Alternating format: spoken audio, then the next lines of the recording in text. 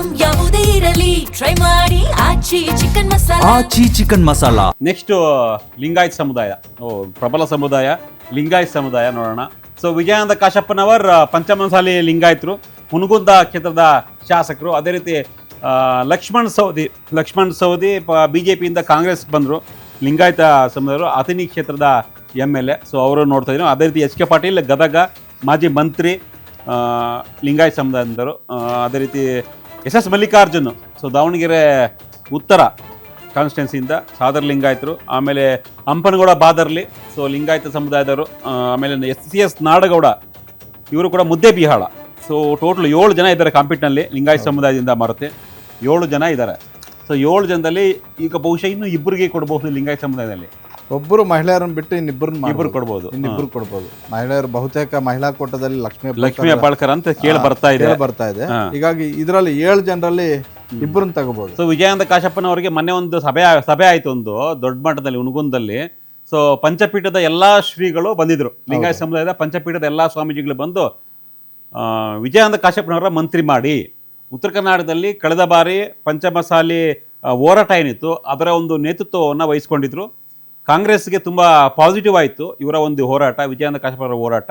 ಹಾಗಾಗಿ ಅವ್ರಿಗೆ ಸಚಿವ ಸ್ಥಾನ ಕೊಡಲೇಬೇಕು ಅಂತ ಪಂಚಪೀಠದವರು ಲಾಬಿ ಮಾಡ್ತಾ ಇದ್ದಾರೆ. ಪಂಚಪೀಠ ಸ್ವಾಮೀಜಿಗಳು ಈ ಒಂದು ಹೇಳಿಕೆಯನ್ನು ಕೊಟ್ಟು ಅವ್ರ ಪರ ನಿಂತಿದ್ರು. ಸೊ ಅದು ಎಷ್ಟರ ಮಟ್ಟಿಗೆ ಅವ್ರಿಗೆ ಲಾಭ ಆಗುತ್ತೆ ಅನ್ನೋ ಒಂದು ಲೆಕ್ಕಾಚಾರ. ಮತ್ತೊಂದು ಕಡೆ ಲಕ್ಷ್ಮಣ್ ಸವದಿ, ಈಗ ಬೆಳಗಾವಿ ಭಾಗದಿಂದ ಅವ್ರನ್ನ ಮಂತ್ರಿ ಮಾಡೇ ಮಾಡ್ತೀವಿ ಅಂತ BJPಯಿಂದ ಕಾಂಗ್ರೆಸ್ಗೆ ಕರ್ಕೊಂಬಂದರು ಲಾಸ್ಟ್ ಟೈಮು.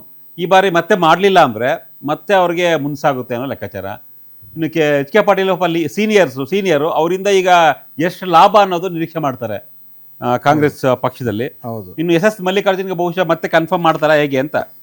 ಅಲ್ಲ, SS ಮಲ್ಲಿಕಾರ್ಜುನ್ ಅವ್ರದ್ದೇನಂದ್ರೆ ಜಿಲ್ಲಾ ಕೋಟದಲ್ಲಿ ಕನ್ಫರ್ಮ್ ಮಾಡ್ಬೋದು. ಅವ್ರ ಜಿಲ್ಲೆಯಲ್ಲಿ ಅಷ್ಟೊಂದು ಪ್ರಭಾವಿ ಪ್ರಭಾವಿ ನಾಯಕರಿಲ್ಲ. ಬಟ್ ಇಲ್ಲಿ ಸಮಸ್ಯೆ ಅದಲ್ಲ, ಇರೋದೇ 2 ಸ್ಥಾನ, ಒಂದು ಮಹಿಳೆಯರು ಕೊಡಬೇಕು. ಇನ್ನು ಇರೋ 2 ಸ್ಥಾನದಲ್ಲಿ 7 ಜನರಿಗೆ ಹೆಂಗ್ ಕೊಡಬೇಕು ಅಂತ. ಒಂದು ವಿಜಯಾನಂದ ಕಾಶಪ್ಪನವರು ಪಂಚಮಸಾಲಿ ಸಮುದಾಯದ ಮೀಸಲಾತಿ ಹೋರಾಟದಲ್ಲಿ ಅದನ್ನ ಕೈಗೆತ್ತಿಕೊಂಡಿದ್ದವರು, ಅದರ ಮುಂದಾಳತ್ವವನ್ನು ವಹಿಸಿದ್ದವರು, ಸ್ವಾಮೀಜಿಗಳನ್ನ ಅವತ್ತು ಅಲ್ಲಿಂದ ಇಲ್ಲಿವರೆಗೂ ಪಾದಯಾತ್ರೆ ಮಾಡ್ಕೊಂಡು ಬಂದಿದ್ದವರು. BJP ಸರ್ಕಾರದ ವಿರುದ್ಧ ಒಂದು ಟ್ರೆಂಡ್ ಸೆಟ್ ಮಾಡಿದ್ದವರು.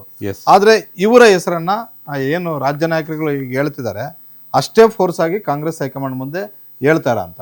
ಅದನ್ನ ಒಂದು ವೇಳೆ ಅಷ್ಟೇ ಫೋರ್ಸ್ ಆಗಿ ಹೇಳಿದ್ದೆ ಆದ್ರೆ ಬಹುತೇಕ ಬಾಗಲಕೋಟೆಯಿಂದ ಜಿಲ್ಲಾ ಕೋಟದಲ್ಲಿ ಇವ್ರಿಗೆ ಕೊಡೋದೇನು ದೊಡ್ಡದಲ್ಲ. ಎಡಗೈ ಸಮುದಾಯ ನಾವು ಈ ಹಿಂದೆ ಏನು ಹೇಳಿದ್ವಿ, ತಿಮ್ಮಾಪುರ ಅವರ ಒಬ್ಬರೇ ಇದ್ದಾರೆ ಅಂತ ಹೇಳ್ಬಿಟ್ಟು ಅದನ್ನು ಬೇರೆ ಥರ ಏನಾದರೂ ಪ್ಯಾಚಪ್ ಮಾಡಿ ಆ ಸಮುದಾಯಕ್ಕೆ ನಿಗಮ ಮಂಡಳಿನೋ ಬೇರೆ ಏನಾದರೂ ಕೊಟ್ಟು ಬಾಗಲಕೋಟೆ ಜಿಲ್ಲೆಯಿಂದ ಇವ್ರಿಗೆ ಕೊಡ್ಬೋದು. SS ಮಲ್ಲಿಕಾರ್ಜುನ್ ಅವ್ರಿಗೆ ದಾವಣಗೆರೆ ಜಿಲ್ಲೆ ಕೋಟದಲ್ಲಿ ಕೊಡ್ಬೋದು. ನನಗೆ CS ನಾಡಗೌಡರು 6 ಬಾರಿ ಶಾಸಕರಾಗಿದ್ದಾರೆ, ಬಹಳಷ್ಟು ಸಂಭಾವಿತರು ಮತ್ತೆ ಉತ್ತಮ ಸಂಸದೀಯ ಪಟ್ಟು. ಯಾವತ್ತೂ ಕೂಡ ನಾನು ಆಗ್ಲೇಬೇಕು ಅಂತ ಪಟ್ಟಿಡಿದವರಲ್ಲ, ಕೇಳ್ತಾರೆ ಹೌದು ನಾನು ರೇಸಲ್ಲಿದ್ದೀನಿ ಅಂತ.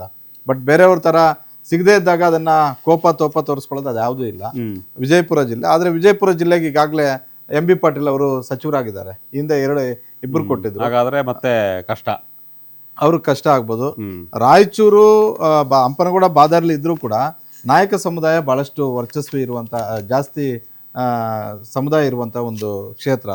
ಹಾಗಾಗಿ ರಾಯಚೂರು, ಬಳ್ಳಾರಿ, ಚಿತ್ರದುರ್ಗ ಈ 3 ಜಿಲ್ಲೆಗಳಲ್ಲೂ ಕೂಡ ನಾಯಕ ಮತ್ತು ವಾಲ್ಮೀಕಿ ಸಮುದಾಯ ಪ್ರಧಾನ ಆಗಿರೋದ್ರಿಂದ ಇಲ್ಲಿ ಬೇರೆ ಸಮುದಾಯದವರು ಸಚಿವ ಸ್ಥಾನ ಕೊಡಿ ಅಂತ ಜೋರಾಗಿ ಕೇಳೋದಕ್ಕೂ ಆಗೋದಿಲ್ಲ.